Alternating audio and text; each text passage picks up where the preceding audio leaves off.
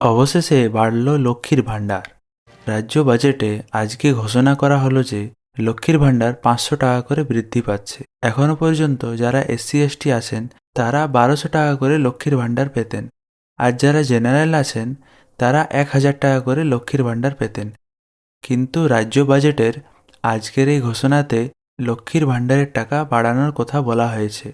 আর এই কারণেই এবার থেকে যারা জেনারেল আছেন তারা পাবেন 1500 টাকা করে, আর যারা SC/ST আছেন তারা পাবেন 1700 টাকা করে। এই আপডেটটি আপনাদের কেমন লাগলো আপনারা কমেন্টসে অবশ্যই জানান।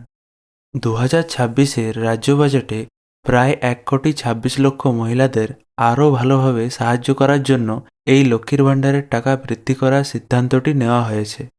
রাজ্য বাজেটের এই লক্ষ্মীর ভাণ্ডার বৃদ্ধি নিয়ে ফেব্রুয়ারি 2026 থেকেই লক্ষ্মীর ভাণ্ডার আরও 500 টাকা করে বাড়িয়ে দেওয়া হয়েছে।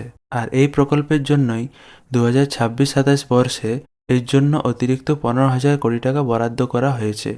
এরকম ছোটোখাটো আপডেট পাওয়ার জন্য আপনারা আপনার ফর্ম বন্ধুকে সাবস্ক্রাইব করুন। ভিডিওটি দেখার জন্য ধন্যবাদ।